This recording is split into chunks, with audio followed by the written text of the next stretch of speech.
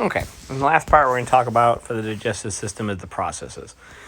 This won't take very long, so hopefully we're a short little video here. So obviously the process of the whole idea is to ingest the food, getting it into your mouth, and then to propel it and move it down the digestive system from one region to the other, getting it from the mouth to the esophagus, to the stomach, to the small intestine, large intestine, to the rectum and the anus, okay? The process that this happens is called by peristalsis, this alternating waves of contraction we talked about in the first couple of videos, all right? And you have your segmentation, moving materials back and forth to aid in mixing. This really takes place only in the small intestine. A little bit of the stomach churning can sort of be considered segmentation, but because segmentation mixes it with the digestive juices, we really only talk about it in the small intestine. Okay, now you also have mechanical digestion, mixing of food in the mouth by the tongue. All right, you have churning of the food in the stomach, and you have the segmentation in the small intestine like we talked about.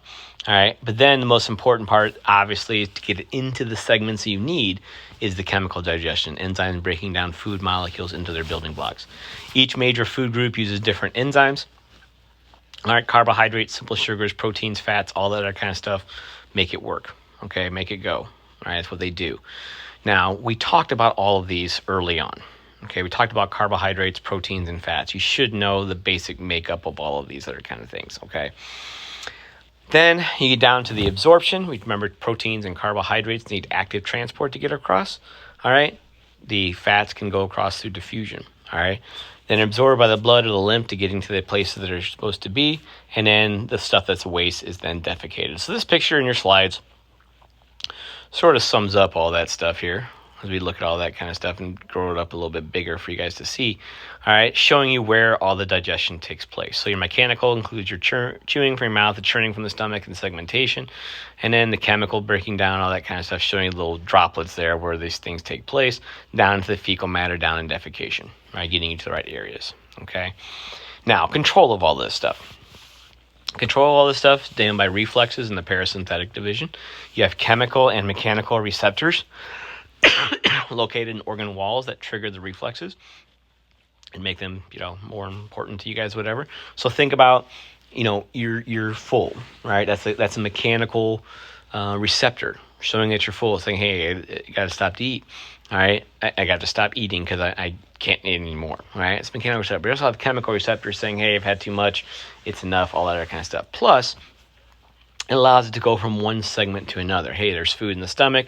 We're going to send a signal, allow a little bit to go to time through the small intestine. We don't put too much in there because it's got to do its job and work its way through the system. Okay, so stimuli include stretching the organ like your stomach. pH of the contents, talking about if you need more of that alkaline solution coming from the pancreas to get, the right contents, whatever. Helps presence of, breakdown products. Does it need more time? Does it need this kind of stuff? Or there's stuff available to be redone? Okay, reflexes include activation or inhibition of glandular secretion, so it can trigger it to go or not, and then smooth muscle activity, taking it down one notch or another. Okay, now nutrition. Now we talked a lot about nutrition when we talked about earlier in chat. We did our food unit. You guys did a food diary and all these other kind of things. I would highly suggest sometime in college you guys take a really good nutrition class. All right, just to show what does what and how all this kind of stuff works out. I wish we had more time to do all this, but we don't. Nutrients are simply substances used by the body for growth, maintenance, and repair. You guys know some basic ones. You guys know that calcium is needed for bone growth. You guys know that proteins are needed for muscle repair. You guys sort of get an idea of all this other kind of stuff. But categories of nutrients fall in one of these following things: carbohydrates, lipids, proteins, vitamins, minerals, or water.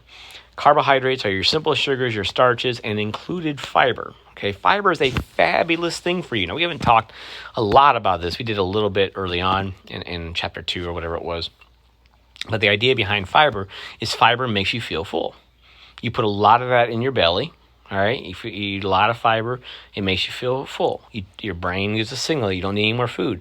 It goes down and can't be broken down. Can't be broken down by the small intestine, large intestine, whatever, and comes out the other side. And yet it's tricked your brain. It's tricked your brain into thinking that you had enough food, all right, to do all the things that you need to do. Okay, so fiber is a very important part. So if you have your parents, wherever on Weight Watchers, whatever, they have your points, and fiber points always add negative points. Like you can have 27 carbs, but 5 of them are fiber. It's only 22 carbs because those aren't carbs. You're not digesting any of it.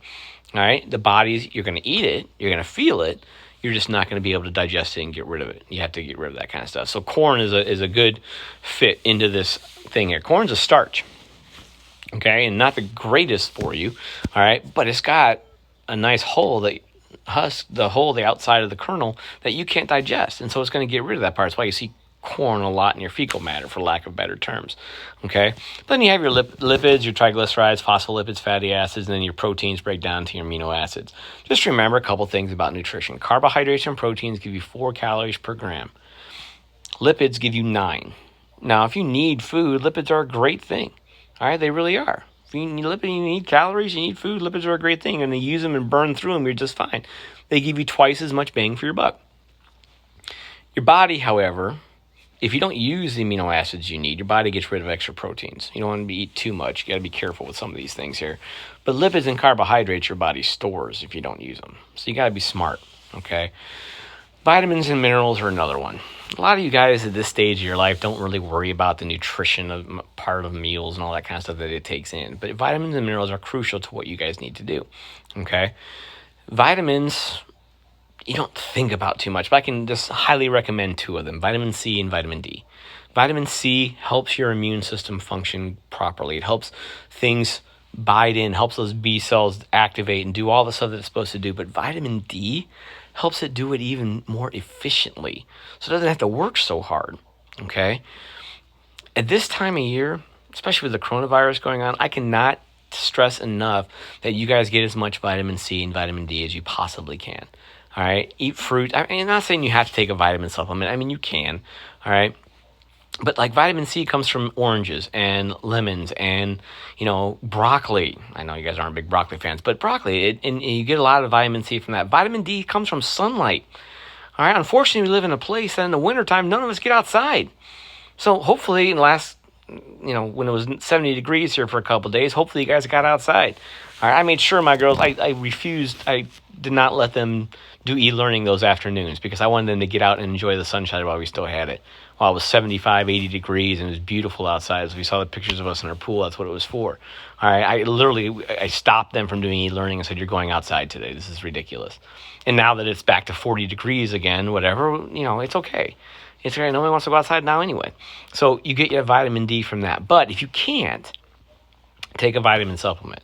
All right, my doctor got mad at me because I tell him I take vitamins every day, and he says I never take any vitamins. Well, he eats a very good diet. You can get a lot of stuff from your diet as long as you eat very well. I just want to make sure that I get all the vitamins and minerals I need. So I would highly recommend you do that as much as you possibly can. But as far as food goes, just remember colors. The more colors you have, all right, the more vibrant your plate is, the more vitamins and minerals you're going to have. All right, red fruits and vegetables, green vegetables, yellow vegetables and fruit, all that kind of stuff, orange, all that other stuff, not brown. Brown is usually bad. Hamburgers and steak and, bread and French fries and all that other kind of stuff. I'm not saying you can't ever have that. I'm not preaching the choir here right now, okay? But the idea here is that the more colorful you are, you can get those vitamins and minerals naturally, okay? Water is another nutrient that you need. Obviously, a lot of you guys know this or whatever. We don't have Hudson in class anymore, but you saw how much water he drank for working out. A good way to trick your brain if you're trying to lose weight is drink water right before you eat. You fill up your stomach. It gets that signal it's got too much stuff in it, and then your body gets rid of it. We'll talk more about that in the urinary system next, but it's getting rid of the water. There's no calories. So you get rid of them. It doesn't add anything to you, but it's a space filler. Plus, your body needs to be washed out. Water helps getting all the toxins and things like that out of your body as well. So just be smart with that. So take a class if you need to get a chance. Just remember your body energy balance. Energy intake equals your total energy output, and you won't lose any weight, or you won't gain any weight. Okay, so if you're trying to lose weight, you need to take in less energy than you put out. Just remember, going back to chemistry, the bonds that hold things together were energy related. As soon as you broke those bonds, energy was released. So in digestion process, the entire component of what we're doing is breaking apart bonds. And we're going to get energy from that. We're going to get an energy caloric value to do this. Now, usually, in evolutionary times, we wouldn't eat all the time. And so we developed a way to store it in the form of fat or glycogen for later on. So when you killed a buffalo and you ate it all, and then it went spoiled, went bad, you didn't have another buffalo kill for a couple days, you were okay. Your body was able to use the energy that you stored up. But now we have access to food all the time. I understand with the pandemic, you may not be able to go out to the stores and restaurants as much as you used to, but you still probably, most of you have access to food. Okay, so we don't need to eat like we're eating Thanksgiving meal every day. All right, we want to store that up. Now, what's our energy used for? Well, most of it's used to heat. Most of it's used to keep our body at 98.6% or 98.6 degrees. About 60% of the energy we take in is just for that. And a lot of it also is to make your brain works, okay? If you go, there's a research team in Antarctica who had to eat 6,000 calories a day because it was so cold. It's actually better for you to go outside and work out when it's cold out. I know it didn't feel good. Like I went on a run this morning, it was freezing cold out, and I hated every second of it, but I did it, all right? But you burn more calories because your body has to keep warm, all right, than you do in the summertime, okay? So just make sure your balance is okay. Listen, last thing about nutrition. You can enjoy that Big Mac value meal, okay? There's nothing wrong with that. But just remember, every 100 calories is a mile. So when your Big Mac is 550 calories, your fries are 350 or whatever they are, and a large Coke is 330 or whatever it is, you're talking about 11 or 12 miles you have to run just to burn that off. Now, if that's all you eat in the day, because that's what some of you guys are going to tell me. The guys, you need 2,500 calories a day, and girls, you need 2,000 calories a day. If that's all you eat, your caloric value isn't the problem. All right, it's your nutritional value. How many vitamins and minerals and stuff are you getting? Okay, so just be smart. That's all I ask. All right, be smart with your digestive system. Okay.